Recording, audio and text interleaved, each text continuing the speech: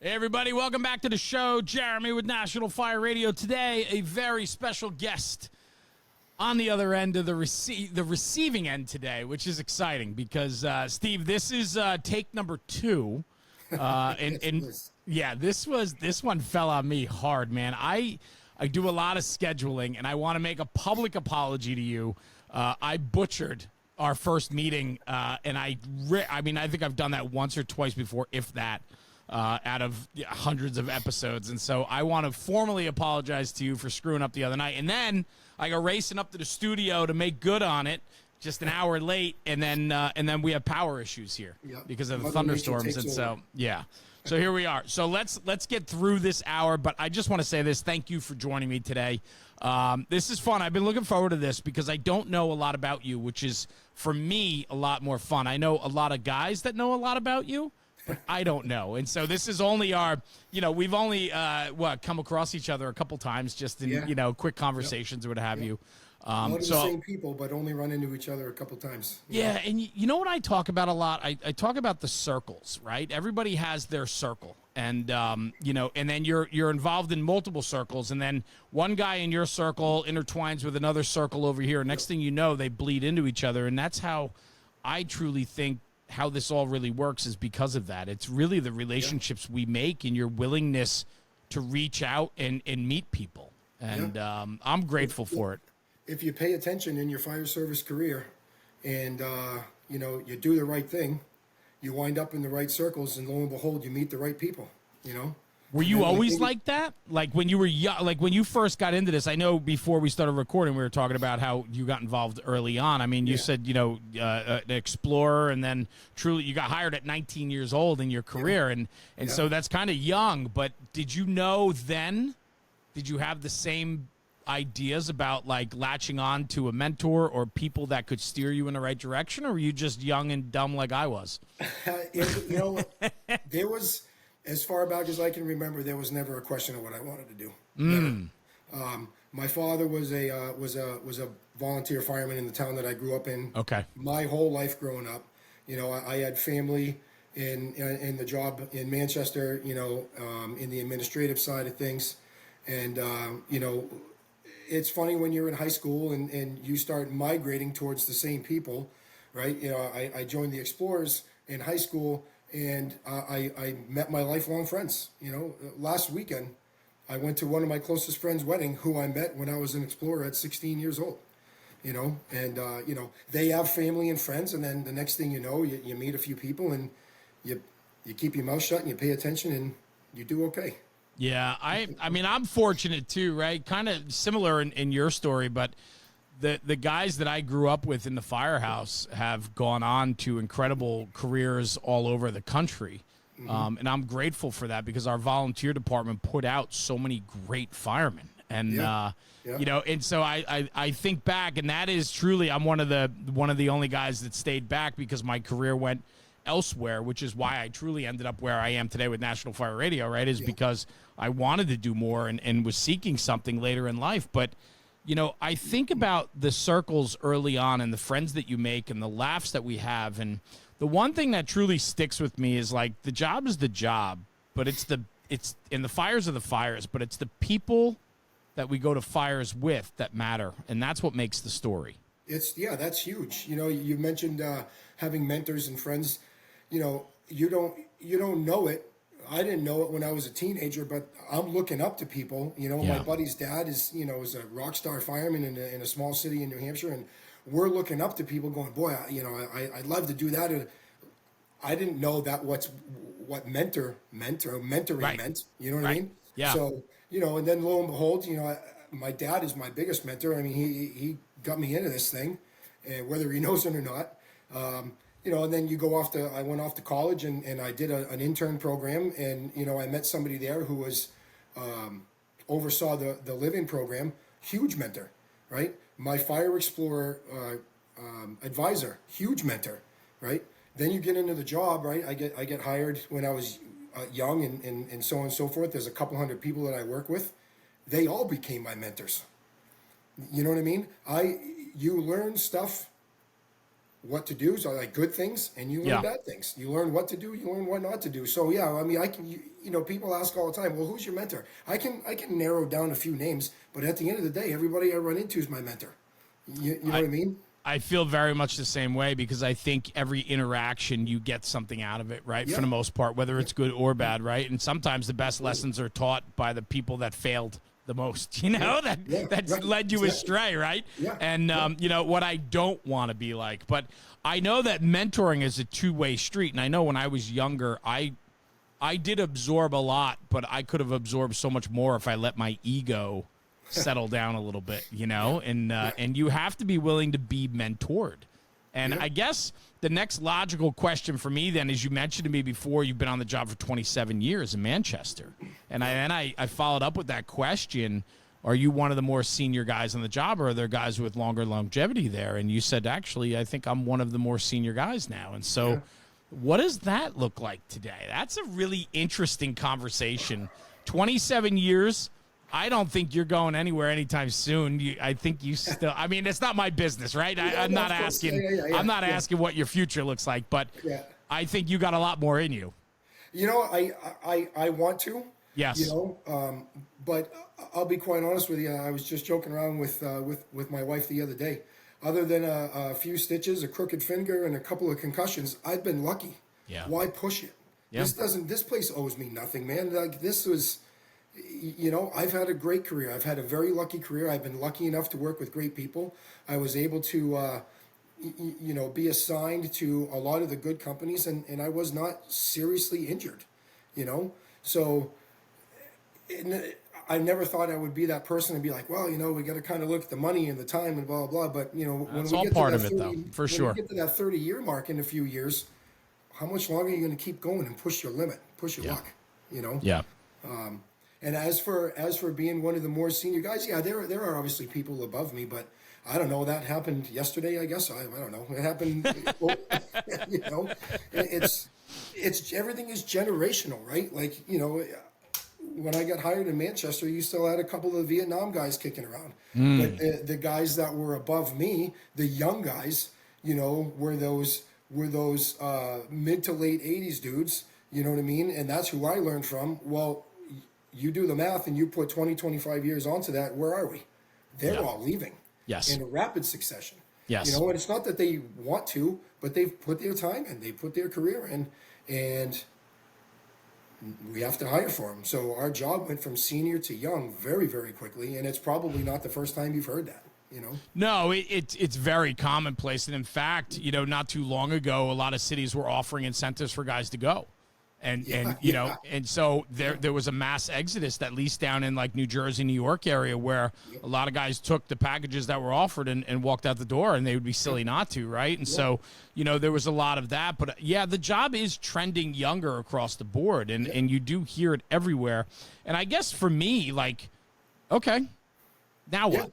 Yeah. Like it, we don't get to say whether we like it, don't like it, whether it's good or bad. It is what it is. How do we deal with that, right? And for me, I guess my question to you is like, how do you on a daily basis protect the core values of what you were raised on in the fire service and bring that forward for the next round of guys that are riding backwards for you, right? Yeah. For me, it's I was raised both in hanging out with friends' parents and the folks that were on the job when I got hired. I was raised kind of in that old school mentality. Yeah. You know what I mean? I'm not going to pet your hair and tell you it's okay every second of the day. I'm going to crawl up your ass if I have to, and because that's my job. You know what I mean? But I'm also going to have your back. I mean, I recently got promoted. That's a whole new world to me, and that's a whole other caveat there. But there's something to be said to helping your people along and being their mentor and being their brother or their father or their officer or their fellow firefighter, but also setting that expectation to say this was right and this was wrong. Yeah. You know what I mean? And for a long time, listen, I've not been perfect. I've had my ups and downs at work. Sure, we all have. For a long time, there was a lot of us that were like, I can't believe these new hires. Like, what are we going to do? And then one day we all grew up a little bit and we said, hold on a minute, this might be on us. This is on us. We failed them. You know what I mean? Like, yeah, you know what?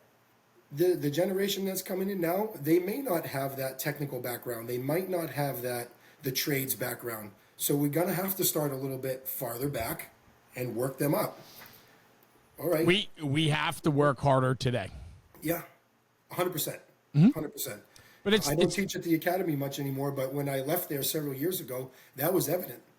And, you know, I left there for a host of reasons. I owed no ill will to the academy. But one of the reasons why I left was we needed to do so much more work with the student coming through, but we were not provided any more time to do it. Right. You know what I mean? We used to teach a ventilation class. We didn't have to do a 3-hour dissertation about how to run a saw. Right. People knew what a choke was. They understand how to change the blade, right? Because growing up, they were mechanically inclined because they had the opportunity to run saws. Right. And today, and the thing is like we don't get to vilify where we are today because it's the way we've trended, right? It's where we are today. Yeah. And I talk about that all the time. My kids don't cut my grass. Right. You know what I mean? Like they don't go outside and build forts in the woods like you and I did, right? No. So it's different. It doesn't mean that it's wrong, but the problem is like society and life has innovated with technology. Yes. The job is still very blue collar. Yes. And so finding that balance, right? And you bring up a great point. I never thought of that before. Is like the academies have to afford the time to educate more than we've ever had to educate before at the ground level, and so that requires more time built in. Yeah. But you know the problem that I see, at least not necessarily New Hampshire as a whole, but some of the other places that we visited, they're going the other way. Yes. Right. So we just talked about, you have to build that trade and that skill up into that person, but we're going the other way, and because of technology, we're doing all of this self-study, and we're doing all of let's get online, we'll do all of our schoolwork there, and then we'll just rip to the academy for a few weeks and blow through all of our practical stuff. No, we're going the wrong way. Yeah. It's, you're not gonna, this is still a trade. This is still a blue collar, physically demanding, dirty job, and it still needs to be taught that way. I agree with you wholeheartedly because that sets the expectation, right? I mean, if we're introducing people, and the thing is, a lot of people coming in the door today to the fire service have no exposure to it prior to getting hired. Nope. Right? The legacy firefighter is not what it used to be. Yes, there's still some family in third, fourth generation or second generation coming through, but that's not the norm these days, right? And so a lot of guys' kids aren't getting on the job or volunteering anymore. And so you're looking at people that are coming into the fire service with no preconceived idea of what this is. When I grew up, when you grew up, we knew we wanted to do this because we grew up in it, right? Right. And you kind of knew what to expect, right? Like, so when we were growing up in it, I knew I wanted to be a career fireman, and I knew that I needed to find a sleeping bag when I went to work. That's right. Right. The Recruit Academy, we graduated this past spring. I was lucky enough to get one of the recruits right out of the academy. Right. I love it. I love to train. I love to go out. I have some younger guys. They're hungry. I'm not even going to tell you the age difference or the time difference, but either way, they're hungry. And yes. I ended up calling my probationary firefighter the night before our first shift, and I said, "All right, pal, are you good? Are you all set?" Yeah, I think so. I said, "Okay, I'm not going to insult you, but let me give you a quick list of things you need to think about for tomorrow." I said, make sure you bring extra uniforms. You're here for 24 hours. You're going to have a bed to sleep in between runs, so you make sure you bring your proper things. You might need the shower if we catch a job, so bring all that stuff in. When he came in the next morning, he said, "Lou, thanks for calling. I would have never thought of that. I would have never thought of that." But we took that for granted. Of course. Yeah. So and for you to take that extra step, recognizing, hey, let me set this kid up for success, right? And I think that's, yes. And yes, but we need our people to do that. Yeah. What frustrates me all the time is when people don't see the bigger picture. They don't realize or recognize that, hey, maybe a quick phone call or a text or just pull them aside and have a quick conversation because maybe they just don't know. Right. We take for granted. You and I It was taken for granted when we came to the firehouse the first time. We knew how to act. We knew our job was to mop the floor. We knew that we were supposed to do this, this, and this. Whereas a kid coming in today, if he has no exposure to that prior to getting hired, and then we push them through the academy with iPads, computer testing, and so on, and we're rushing them to get to the firehouse, do you honestly think that they have any worldly clue what's going to hit them when they walk through the door? Absolutely not. No. And you know what? We could talk about the technology thing all day long, and I do like it. You know, I worked a detail this morning, and I had a little problem with the MDT and the rig that I was riding in. You know, and I went up to communications and said, "Listen, my skill level is to fix this with a hammer, and I don't think you want me to do that." So, you know, and we got it's funny, this is ironic because we got into the conversation and I said, "Listen, I love this technology because we have the information firsthand." Yes. But what happens is, and what I see with the younger generation, until you call them on it, is they're not doing anything to help themselves. Right? When I got hired, they told us, "Hey, here's a quick trick to learn where your hydrants are. Your even numbers are on this side of the street. Your odds are on this side of the street. Listen to the box numbers because the first digit of the box number indicates the section in the city that you're going to." Right? You needed to know your streets. Learn your main streets, learn your one ways, and we'll figure out the little ones after. Now what happens is everything is, you know, on the MDT. Right. They have the paper. They have their little computer boxes where they throw it on Google Map, and they're like, okay, well now I know how to get there. You know, I try not. You know, I set a pretty clear set of expectations for the people that I work with, and that's one of them. Keep your damn cell phone out of your hand. Yeah. Learn the streets. I will not let you fail. I will help you get there. But you need to not look at that map, and you need to put this to memory when we go out the door. You know?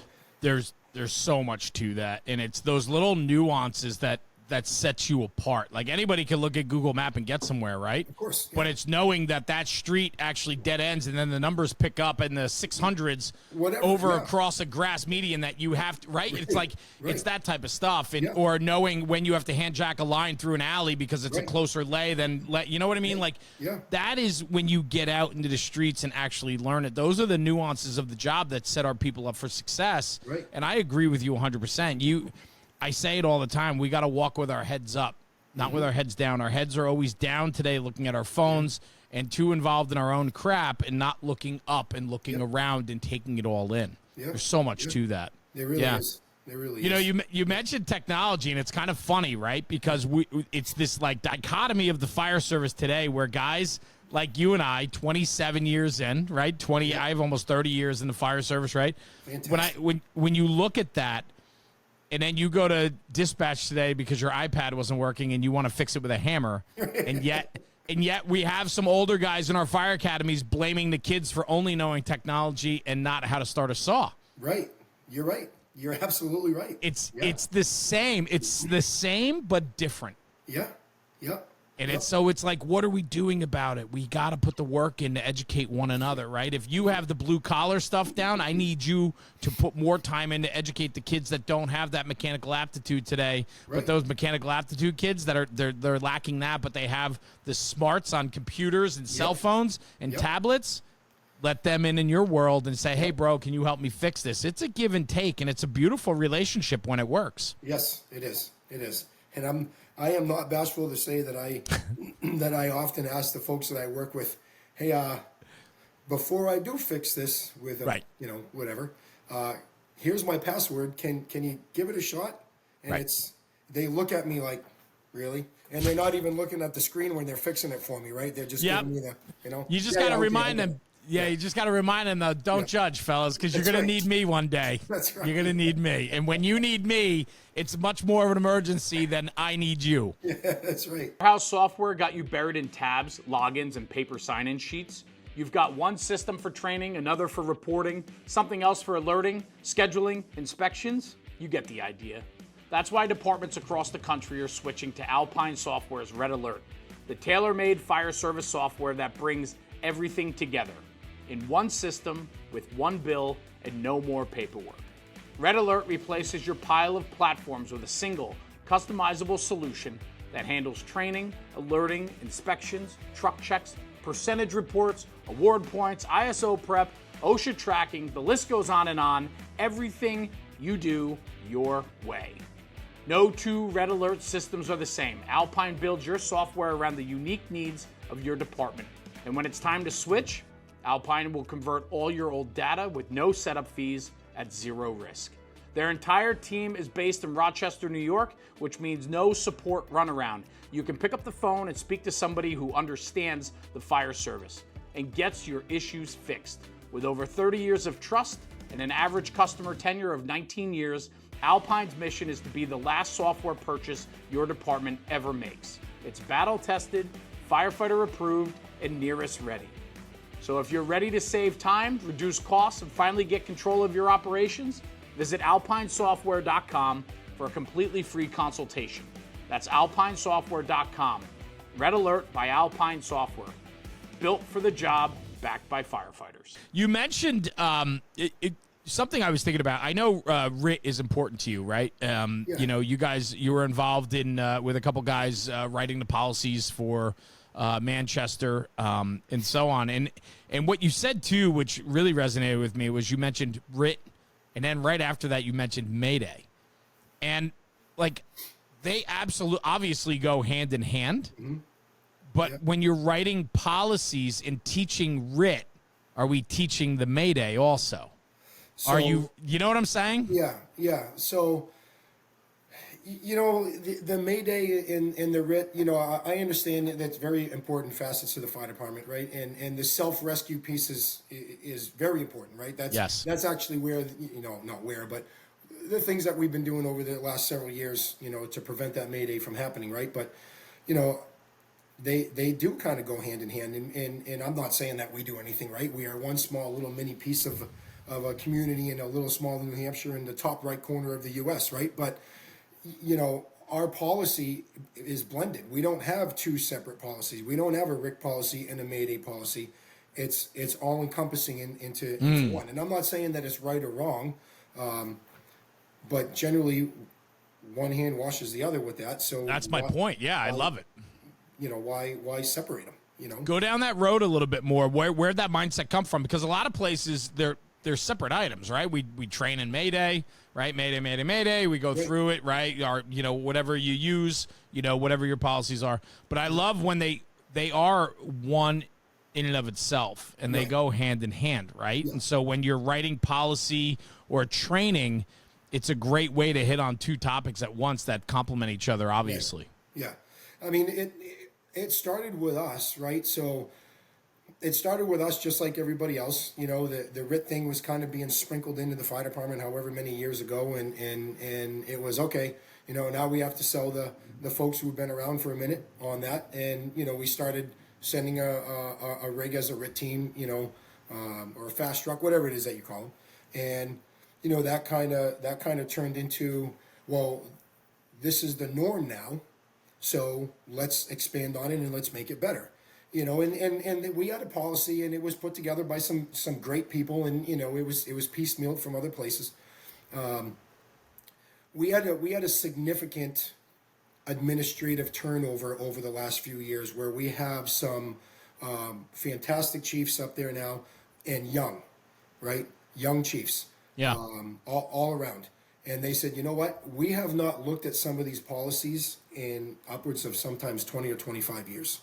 We need to start going through these. And what they ended up doing was they reached out to every member of the fire department, and they said, okay, are you interested? Or they took the passion for some of the people for certain topics and said, would you want to do this? Yeah. So, you know, they grabbed Nick McCulloch, a great friend of mine. He's a cadre for the IFF Fireground Survival, and another close friend of mine, Greg Bolduck, and at the time the training officer, and they said, we need you guys to look at the RIT stuff and the Mayday stuff.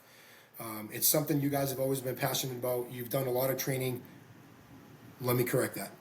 Taking classes in the RIT and the Mayday outside of Manchester, not teaching it. You know, we don't play that game, but so we wrote something up that we thought was going to work based on the connections that the three of us had with the Fools and with the IFF, and we were able to pull a lot of stuff together. And like I said before, we pushed the envelope with stuff we wanted to do, and they said, looks great. Yeah, let's do it. And it's largely based on It's largely based on preventing the Mayday from happening in the first place. You know what I mean? We looked at the numbers, and from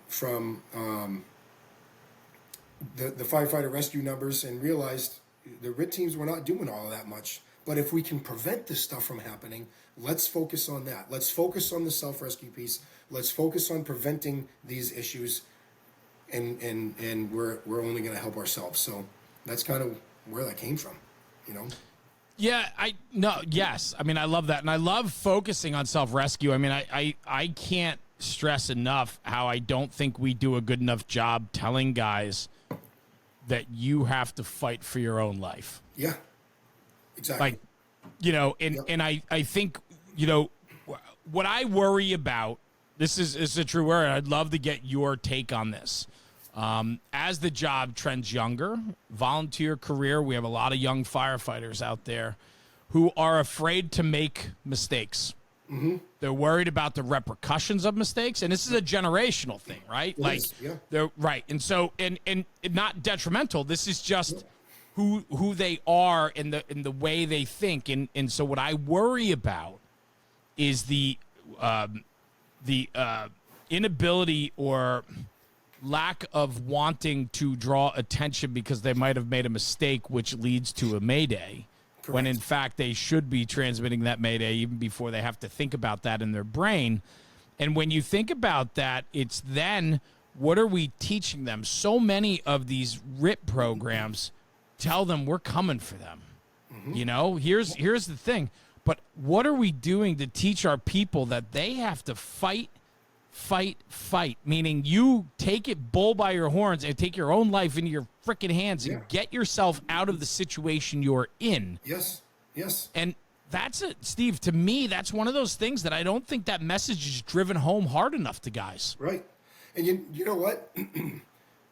that information is not coming from a RIT program. That information is not coming from a self-rescue program. That's basic firemanship. Yeah. Train on stretching lines. Train on throwing those ground ladders the right way. Learn the building construction in your district or your community or your section of the United States. Watch how other fires in your areas burn. What do you have for manpower? If we do all of those things, right? If we are super effective at stretching a line and really paying attention and using our thermal imaging cameras and using all of our senses and communicating with our other crews, I'm not saying that nothing's ever going to happen, right? That's not what I'm saying.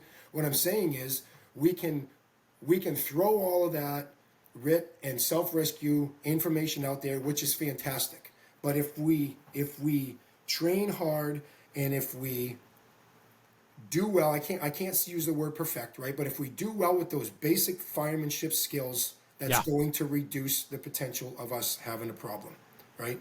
The issue that I see is that we don't have the workload anymore, right? And as my friend Rich Driscoll says, the opportunity, right? Like I'm lucky enough because I work in a cool little area and I have opportunity, but people don't have that opportunity, you know. So we can train the snot out of these folks, but until we get a little bit of real life incident, if you will, under their belt, right? What's going to happen? But listen, training's better than anything. And, you know, and it's, you know, 100%. And so on. Yeah. So, and the opportunities aren't always going to be there. And so, you know, some people have more opportunities than others, no doubt. Yeah. What I love, though, is the point you're making, is that the safest way to do this job is to know how to do this job. Yeah. Yeah. I don't think that's talked about enough. Like when you talk about the basics, right? All this bullshit going back to the basics, right? And all this stuff, right? It's just doing the job. It's doing the tasks that we're supposed to be good and fluid with. Right. And when we get good at putting water on the fire, and when we get good at opening up, and when we get good at searching, it makes us better, which makes the job safer. Yeah. Yeah. A big part of that is understanding your surroundings. Know where you're going. Know how deep you're going. Figure out how incidents progress in your community. We talk about this all the time. You know, I work in an old mill city. We have a lot of 2.5-story frames and 3-story flat top buildings, true dimensional lumber. A lot of these, I'm not saying it never does, but we talk about this a lot of these places burn down before they fall down. That's right. You know what I mean? So, yes. Well, in your community for sure. You come into my hills with this new construction. We got collapse on arrival these days. It's wild. Right. Yeah. But no, I know what you're saying. Yeah, an old legacy town, man. Stuff. Correct. Yeah. So what do they say? One of the first things I learned in the fire department, still one of the most effective life-saving techniques is putting a line between your victim and the fire. 100%. Like it's learning those basic things, and then coupling that with preventing that Mayday from happening and really getting guys into. We ran our whole department through it took a minute, but we ran our whole department through the IFF Fireground Safety and Survival Program. And there were some very senior members that were into that generation where training wasn't necessarily their thing. Sure. And that program, I have not seen a program presented at where I work that opened more eyes than that program. I can't say enough about it. And we took it seriously, and from the top down took it seriously, and it really opened up a lot of people's eyes. And luckily we don't have a lot of incidents. We've got some Maydays under our belt and some firefighter emergencies, but I noticed very quickly a lot of the folks changed the way that they operated. Not in a bad way, right? They didn't hold back or anything like that. They just thought about things more and maybe made a different decision. You know? So there's a lot of truth to that, I'm sure, because I've seen it, where, when you have a moment, you go, okay, maybe next time we're going to think a little bit. I'm going to take another half a second before no doubt. I mean, that all makes a lot of great sense. And the one thing you talked about, too, that I kind of want to just circle back to a little bit was you mentioned how your command staff has trended younger now, right, as the job's getting younger. Yep. But they allowed opportunity. They looked at your current situation, those SOGs, and said, listen, we haven't updated these in 20, 25 years. We need to get a good look at these. Mm-hmm. I absolutely love when sometimes there's a kick in the pants or a change at the top, and it filters down that, hey, we want to clean this up. We want to make this more current. We want to represent truly what we do, and then allow guys like yourself or people within the department to get buy-in to help build that culture. Yep. That's that's exactly what they did. And we work with a lot of talented people, and we work with a lot of people who have a lot of passion about a specific topic. I mean, let's take David Quick, for example, right? Like, I was wondering if his name's going to enter this conversation today. Yeah, right. Bestie, man. He's smile when he hears this. He's going to go like, smile, right? We're on the same group, and our firehouses run into each other. We're training together all the time. But my point is, you take somebody like David. They pulled him right in to look at the engine company SOP stuff. You know what I mean? And it took several years, and actually it just came out a month or two ago. The entire operations manual was looked at page by page, cover to cover. Some stuff changed, some stuff didn't, but it was looked at because it was time. Things change. Listen, a fresh set of eyes, and I also know too, and you kind of said it before. Also, is like, years ago, training wasn't what training is today. No. And so, and that's what's exciting too, is when, from the top, they allow for this buy-in culture to re-examine the way things have been done. Yeah. Let's look at this. Can we update? Can we become more current here and there? You get buy-in from the people that are from the back step up through the company officers. Yeah. You get more buy-in. Next thing you know, your training culture has picked up from the generation previous that was a little more comfortable to this. Hey, we want to do more because we're not running into buildings every day. We're not going to fires every day now. And so let's pick up our training game. And that's exciting to watch happen. It is. It's very exciting. And a lot of it too has to do with culture. And I'm not saying that our culture is perfect, right? That by any stretch of the imagination. I'm trying to find the word. A lot of it is our department is so young, it's all they know. Yes. You know what I mean? We've had a lot of Absolutely. folks that come from call departments, smaller career departments. You know, they may have gone through the recruit academy through the state and come right into the recruit academy in Manchester. All they know is training. That's right. We're not going to give that up. That's right. You know, and They only know what they know. exactly. So when they come through the door, if it's a training culture, then hey, this is what I know. Yep.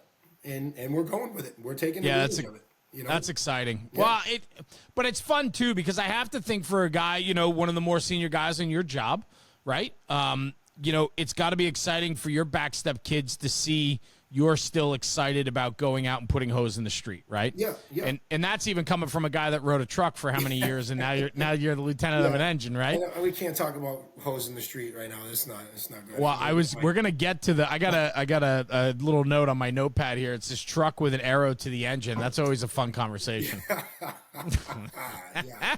But you know what? And it was, and it's easy, right? Those guys motivate me most of the time. That's cool. You know what Yeah. I mean? And it's funny. We talked a few minutes ago about you know the personalities for a lot of the younger folks, and they don't want to screw up or they don't want to mess up.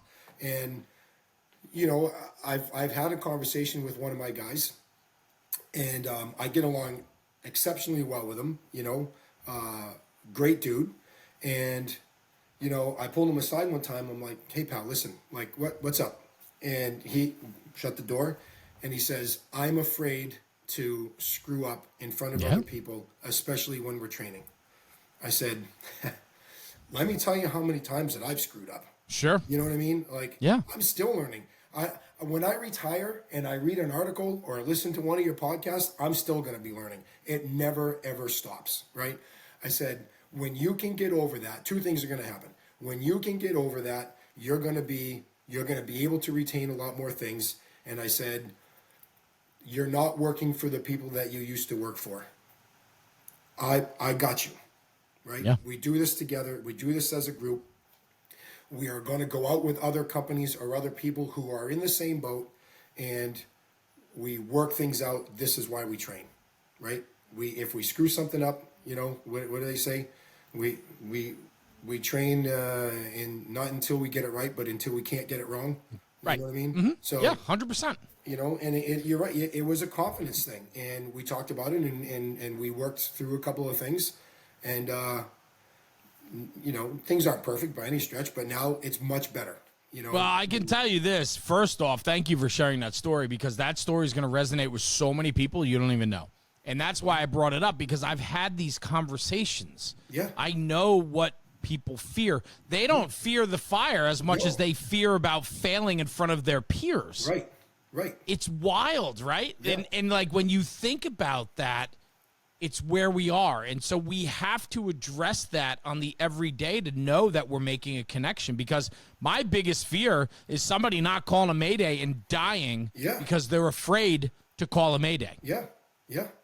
And that's real. That's That- real that's absolutely talk. real. Yeah, that is absolutely real. But I think for you to create a backbone, a support network there, and I don't support network sounds terrible, but for him to know that he has the confidence of his boss, the guy that he works for, is there telling him, listen, you're going to make mistakes, but we got your back. That's how you learn. That's right. That to me is all you can do to push them through that hurdle. Yeah. And let them fall and pick them back up. Yep. And get, dust them off and tell them, listen, you got it this time because you fucked it up this time. This time, you Yeah. got this, right? Yeah, exactly. Yeah. Yeah. And if you screw that up in training, you're going to remember that, and it's likely not going to happen when we go out the door. You know? Yeah, I think the biggest part of this is holding them accountable. And you started off this conversation tonight when we were talking about that, and you said you have to hold people accountable. Yeah. And you do. You do, right? The fact, and that's the other thing about the younger generation, which is wild to me. And you'll appreciate this because you're right there with me because we're the same age, Yeah. right? Yeah. Is that when we came in a firehouse, the things that these young kids ask today, I would never ask No. in a million years. Oh, we got Never. punched. Never, ever would I put myself out there like that. But they are not afraid to ask questions that you and I would have never have asked. That's right. That's right. So for many years I worked just like any good fireman. I had a side job, right? I have a side job my whole life. So I worked for a fire equipment sales company in the New England area, and I demoed and trained with extrication tools for several years. Right. And part of the job was, we have to go out and we have to do the salesman thing, and look at how awesome my shit is. But at the end of the day, once we duped them into buying something, now I have to go train them. Right. And we went out into a community in New Hampshire, and they have a big section of Route 95 that runs through the community out by the seacoast. And first day went a little bit rough, but by the end of the day, we had them, and at the end of the day, one of the guys came over and they said, listen, we sometimes have a hard time with people coming in from the outside, but what you and Craig did was not sit here and say, this is what I do. You didn't say, this is what Manchester does. You sat in front of us, you knelt down in front of us with the tool and said, this is why you have to put the tool here. Right. This is why the the door is going to move this way, because you open the door, you show blah, blah. And I'm like, on the ride home, Craig and I were talking, and I'm like, we've done that naturally, but he brought up a fantastic point. Yes. You have to explain the why. Yes. Right? You got to almost pretend that everybody in the firehouse is your 3-year-old daughter. And yes. Like, why? Yes. And it took me a minute to figure that out, and it frustrated the shit out of me. But once I realized, if I explain to them, it's this. They're technologically savvy. If I can explain to them why something works, they're going to go, no problem. Yep. Yeah, they're naturally inquisitive. They're not, and the problem is the people that get threatened by the why are the ones that don't have the answers. Right. And a lot of times they're the ones that are supposed to have the answers, and they just don't. And that's when it becomes a threat, right? Yeah. So the why can be perceived as a threat. But if you're comfortable and confident in your own skills and abilities, when the why comes in, answer them. And if you don't know, and you should, do better. Right. But also be like, hey, I'm going to find out. I'll get back to you. Yep. I don't know. Right. I don't know. Yeah. It goes a very long way. You only get humbled a few times until you realize to just say, I don't know. Let me go find out. I've been humbled many a time. I was just going to say that to you, right? How many times? I mean, shit, it probably happened this morning. I think something humbled me, right? Yep. And as you get older, you recognize that more and more, right? When I was young, I thought I could conquer the world, and I didn't learn. I didn't learn a lot my early years because I was too confident, too egotistical, too... it was my way, no way, and I knew better than you. And then when you start getting kicked in the teeth, and you start maturing a little bit, you start to realize, nope, I don't have all the answers. This didn't work. Let's try something else. Yeah, right. Yeah. Why do I keep falling down? Maybe I should learn the right way to do this, right? Yeah. This episode's brought to you by EaseAlert Heart Smart Alerting Solutions. Have you ever been jolted awake by a blaring station alarm only to sprint out half asleep? Heart pounding? That's that legacy fire station alerting system, and it's doing much more harm than good. So meet EaseAlert, the world's first heart-smart firefighting alerting system. Designed by firefighters, proven by science, their purpose-built alerting devices deliver vibration and visual alerts, shaving seconds off of turnout times while improving health for the first responder. EaseAlert isn't just about comfort, it's about safety. Firefighters are 14 times more likely to die from heart attacks during alarm responses than during non-emergency duties.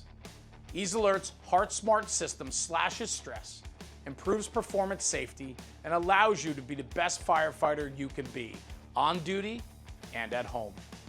From bunk alerts and wristbands to dispatching consoles, display boards, and firehouse lighting, every component is purpose-built by firefighters for firefighters. No more missed tones, no more startled response, just fast, smooth, safe alerts. Fire departments across the country like Mission, Texas, and St. Augustine, Florida, report calmer crews and faster turnout times. And their chiefs even say that the system is battle-tested and firefighter approved. So are you ready to switch? Visit easealert.com and discover how silent alerting can save time, reduce stress, and improve safety for you, your crew, and your community. Visit easealert.com to learn more and tell them National Fire Radio sent you. There's so much to that. Yeah. Let me ask you about the whole truck to the engine, right? So you were a fireman on the truck for a long time, you said, right? Yeah. And now you're the engine company boss. You're a lieutenant on an engine, right? Yeah. And so talk to me about that, because Manchester has that type of culture, right? That Northeast culture, truck culture, and engine culture, right? Yep. So it's changed quite a bit. So Manchester is very engine dependent, right? So we have almost 3 times the amount of engine companies than we do trucks. How big of a city is Manchester? Can you break it down for me? How many engines, trucks, and then you have a rescue, I think, right? Yeah, we're about 36 square miles, about 125,000 people. Okay. Right on the river. You know, we're in very old mill city. You know, and we have really nice parts of Manchester, and we don't have a lot of nice parts. Right. You It's know, a tough town in some areas, right? Tough town in some areas. It is, yep. Yeah. We were, for some reason, we got pinned on the map a few years ago for being one of the biggest opioid places in the country, and all of a sudden, everybody knew where Manchester was. I'll tell you, I drove around downtown, right across from your headquarters. Yeah. It looked like there were 100 zombies. Yep, it still does. Tough. But That's tough. so, you know, we have 10 firehouses, 10 engine companies, but we only have 3 truck companies, right? Okay. And I use the word company now with pride because we have them properly staffed and we actually run truck companies. I love that. When my recruit class was hired, Manchester had a very limited truck culture, if you will. We rode 2 firefighters on the ladder truck, and they were basically, we used to joke and call them roof shepherds. Right? You would get there. The guys were fantastic about spotting the rig and getting it, you know, in service. But you would go to the roof for a basement fire on a 3-decker, or you would go on the roof for a porch fire on a single-story ranch, and you stayed there until the fire was done and you came back down. Exactly. Right. And maybe you did work, and maybe you didn't. Yep. You know. Right. So, you know, that was where that was kind of where my culture started with the truck side of things, and also at the time you were assigned to a firehouse. You were not assigned to a fire company, and you rotated between the companies. Got it. So my first go around, I was assigned as the tillerman for almost a year. It was a slow truck company, fire truck, I should say. Right. But artillery was really cool, and you know, I then moved from there to a different firehouse where we rotated. But Jeremy, just like you and the people you know, you end up when you look back at your career, you go, okay, yes, I've worked here, but I was lucky enough, and I was able to go to the incidents I went to when it was my rotation on the ... right? So, yes, I rotated back and forth between the engine and the ladder truck in my first 2 assignments. But I would just happen to have that good luck where I ended up being on the truck for if we caught work, you know? Yeah. And then from there, I ended up getting moved downtown and to Truck One and spent some time there. I left there and spent some time on a heavy rescue company, and then we had a significant burnout problem during the opioid issue at work. We had that whole, I don't know if you ever remember hearing about the safe station thing, where people could come to the fire station. We had a very significant burnout. I'll be the first one to admit, dark time for me. Then thought about actually leaving Manchester and going back to a smaller place. We had, off the top of my head, 5 of the more senior people within a 6-month span transfer out of the downtown firehouse. Wow. We had some retirements. It was a tough time. So I left for a little while, and I missed it and came back. And then I got promoted, and you can only work your way back to a truck so quickly. So, but nowadays, our ladder companies are staffed with an officer and 3. We split them inside team, outside team, and that culture has really taken shape. So, Yeah, how did that come about from roof shepherds to a 4-man company? I mean, how did that come about? It's it kind of came about in a negative way, where the admin at the time, which was fantastic people, we had a little bit of a dark time at work. We did some layoffs, and in order to try to prevent some of those layoffs, the chiefs at the time decided to close some companies. So we ended up closing some companies, and but we were able to kind of hang on to some of the manpower. So we were able to kind of staff of some of the engines a little heavier, and we were able to kind of staff, one ladder truck a little bit better. The economic downturn kind of changed a bit. The political face in Manchester changed a bit, and the chief was able to get all of the folks that were laid off back. And when he did that, that was one of his first things where they staffed up the downtown truck with an actual crew. Got it. Then that's kind of grown from there organically. And then this past year, the current chief, we got a Safer Act grant for 12 people, and we staffed up the rest. Great. So great. It was 10 engines, 3 trucks, and a rescue. Heavy rescue, yeah. And we got we're down to 1 battalion chief. We used to run 2. That dude is pretty busy. I bet he is. I bet he is. So, there's kind of a, like sometimes in the fire service, I say sometimes, wink, wink, it's all in who you know and where you get, right? That's right. One thing Manchester is very good at, nobody gives a flying shit about where you are in the promotion. You're starting from the bottom and you're working your way back. And there's sometimes it gets frustrating, but other times I love that culture. Sure. So, you generally get promoted. We have floaters, so you cover. You're covering on your group, and then right. you get assigned to a slow company, and then you slowly have to start making your way back. Finding your way back. I'm in a fantastic firehouse right now. I spent some time early in my career there. We're busy, but rest assured, I have asked the captain to go back to where I started. So I'm not bashful to say it. I'll give my balls best support, but I don't even care. No, well, listen, there's pride factor in it too, right? There's pride factor in it too. Absolutely. So that's cool. That's good. Well, I mean, it's fun to hear that, and it's fun to see that there's been like a growth, right, within the fire department, right, with the training and then changing the companies and getting more guys on the companies and so on. So, is it? I know you said earlier on you were crossing the floor a lot between engine and truck, but being an engine boss today, compared to riding that truck, I mean, it's a very different animal, is it not? A little bit, yeah. That was, everybody has their passion in the fire department, right? Like everybody has their thing, everybody has their niche, everybody has their passion.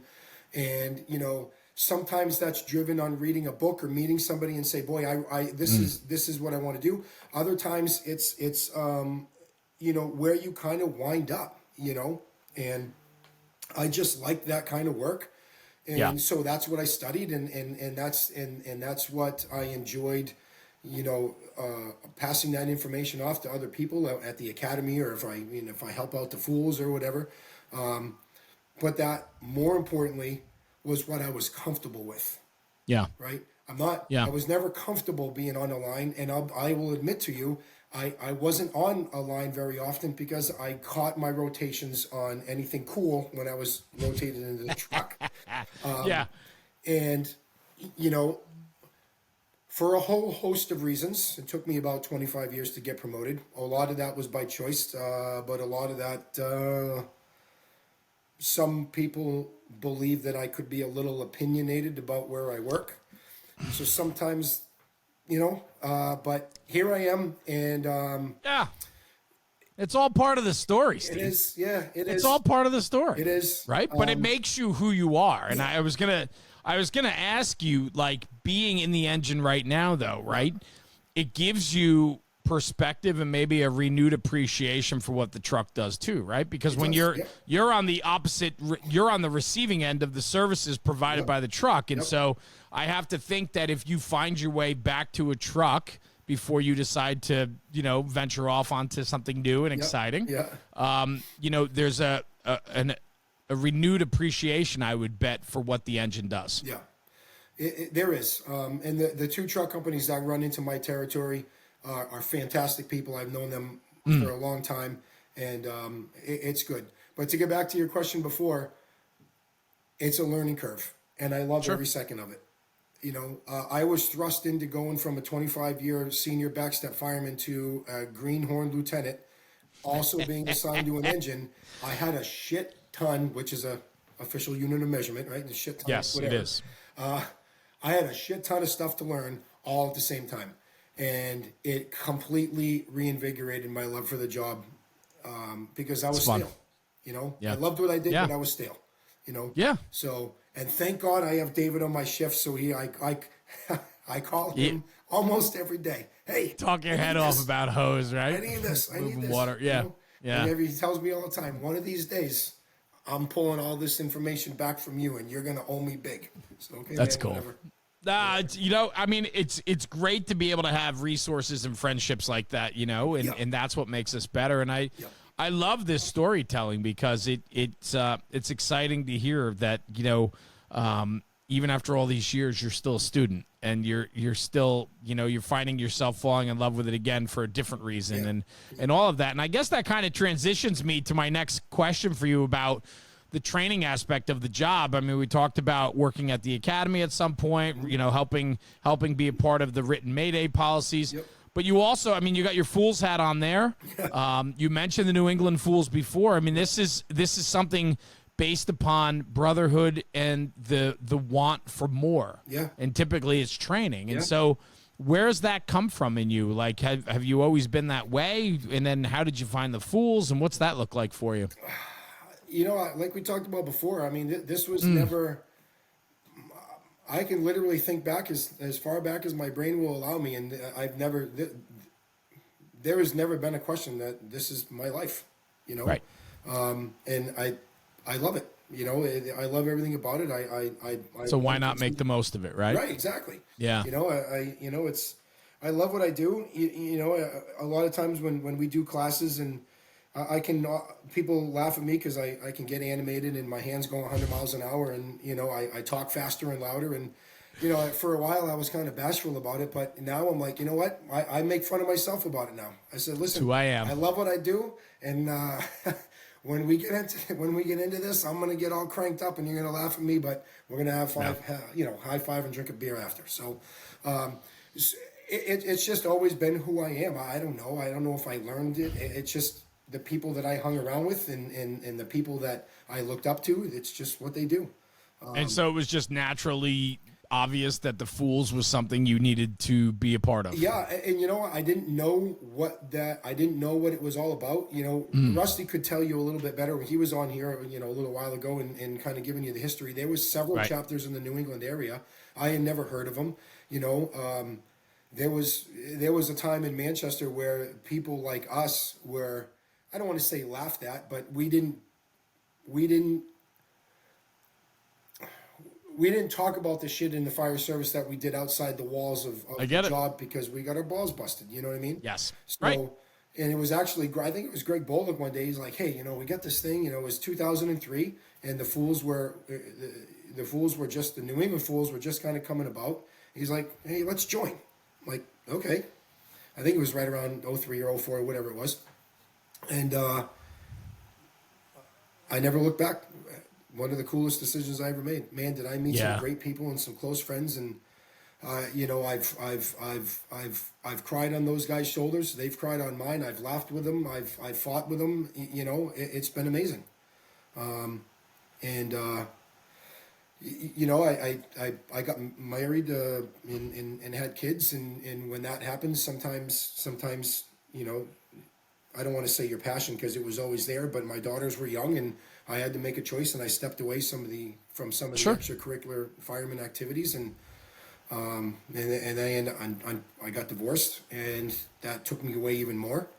And but over the last handful of years, I got an amazing bride and daughters and a bonus daughter, and I was able to love that. Reacclimate with the Fools and get back in the mix, you know, and that's where On Scene came about. right place, right time. I was at a fool's training. Rusty asked me to help out at a training, and there was this dude named Aaron Heller there, and this other guy named Matt Paglione, and I was like, oh my god, that's those guys. Never heard of him. Yeah, right. Like, Yeah, and right. You know, I laugh all the time. I'm like, I read that guy's articles. You know what I mean? And then at the end of the training, it's a tap on the shoulder. It's like, I need to talk to you. Okay. How you doing? Do you even know my name? I didn't know you even knew my name. You know, this is cool. And it's like, listen, I was cutting cars a lot at the time. So he's like, I got some extrication trainings coming up if I might need a hand if you're interested. And I came running home. I'm like, babe, guess what just happened? That's cool. You know? Yeah, it's exciting. I owe the fools a lot, right? Like I owe them a lot, you know.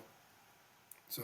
Well, it's an organization, especially the New England Fools, right? Like I know a lot of different chapters all over the country, but of course, what Rusty and all of you have done with the New England Fools, it's just something very special. And I mean, you're talking about a very active chapter. Yep. You're talking about a lot of the people are very close, like good friends that are. Their friendships carry long after a Fools meeting or weekend is over. I mean, you guys are very tight. And I think it's built on the core foundation of what the Fool stands for. And I think that's what's really important about it all. And you said you ran home after having a meeting like that. And it's like, of course you did, because it was an incredible opportunity and a great meeting. And you're in a place that you enjoy being with people that understand you and get you. And there's just, it can be very powerful. And I think, you know, I wonder for you, do you share that with your guys? Like your younger guys, do you share with them the opportunities that are outside of Manchester? Oh yeah, they know. Oh yeah, I'm a total meathead at work. I'm talking all the time. You know what I mean? Like, you know, they know. They do. I'm not bashful. You know what I mean, Jeremy? Like, I learned a long time ago. I'm over being bashful about the love and the pride that I have for this job. You want to bust my balls and not like me? I don't need to apologize. I don't need you. Yeah. You know what I mean? Like, I got plenty of friends. I got a lot of friends in the fire service. If you're gonna bust my chops about it, we can be on our merry way. You know, my guys. Well, I think that's the right approach because it seems like it's done you very well. Maybe it has, maybe it hasn't. I don't know. But I think all of it is our story, right? We get to write our own story, and I say that all the time when I do my Bridging the Gap program. Is like, who do you want to be? Yeah. Who do you want to be? Yeah. You want to be yourself? Do you want to find something that you can fall in love with and be a part of it? Yeah. Or do you want to cower to those around you and worry about what everybody thinks about you, right? And in your words, a meathead, I'd much rather be a meathead who loves this job unconditionally than have to answer to somebody else because I feel like I'm supposed to be saying something different than I do. Yeah. And I just couldn't be that way. That comes with time. That comes with age, you know? Yeah. Like, I've always had this passion. But there was a time, at least where I worked for a little bit, that you were looked down upon having that passion a little bit. Yeah. And, I think that was more common than you know. I think that was, pretty wide across the fire service, and it still exists today in a lot of firehouses where it's not cool to be a fireman, right? It's not cool to love it, and you're just like, I don't understand, you know? Yeah. Yeah. It's funny. We were just talking about that earlier today. The guy I was working with in the detail I was working, it's like, there are so many guys that I work with that are freaking fantastic at their job, but it's still cool to not like your job. Right? Like, Yeah. wow, Yeah. You're a fucking rock star. Okay. Yeah. Stop being a dink. You obviously love this job because you wanted to get into it. You're good at it. It's okay, right?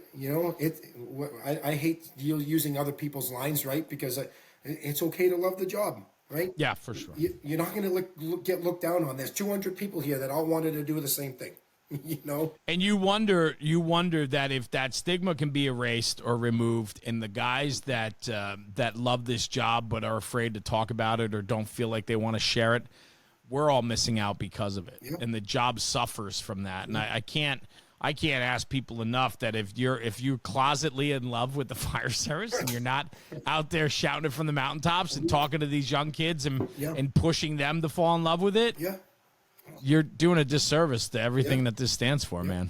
And you know what? That might actually be an advantage of how young the fire service is right now. You only know what you know. It doesn't matter where you go. Like almost every place in the New Hampshire, New England area is in the same boat where their ratio of new to experienced, the newest is huge, 50, 60, 70%. This is the time that we strike, if you will. You know what I mean? This is the time that we act like that and share that passion, because they're not going to know any better. And then everybody's going to be like that. Well, and that's why we need Steve Bartons in this world to steer the ship and let their guys know, when you're a senior man on a job of a couple hundred guys, I mean, it matters, that you love the job and it's okay. Yeah. I love that, man. Yeah. I love that. Yeah. Steve, thank you. I loved the conversation today with you, man. This was a lot of fun. I've really got a good sense about you, and it's just always fun for me to meet new people. I mean, we've met a couple times, but we never had, in-depth conversation like this. So we will now. I truly appreciate it, man. This was great. Yeah. And thank you. No, thank you. Yeah. This was unbelievable. I get the nerves about this kind of stuff, but it was a good time. It was a good time. It's easy. Like you said, right? You love it. And so it should come naturally, and it's easy to talk about something that you truly love. Yeah. You when you mentioned your wife and kids before, you glowed, right? You get this like sense about you, and it's the same with the fire service. Like, so I just, and that's what this platform is. Like, I want to talk to guys that just enjoy what they do, and they have a message to share or passion to share. That's all this is. Yeah. And that's why I'm a lucky guy. I get to do this, Yeah, you are. You get to talk to all the cool cats everywhere.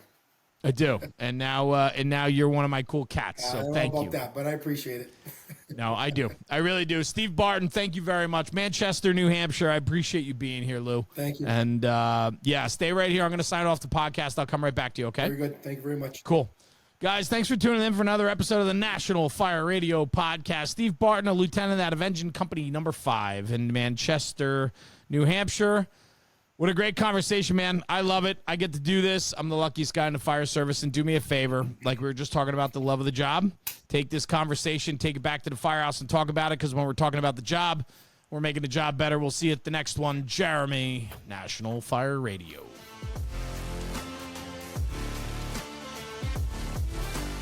National Fire Radio.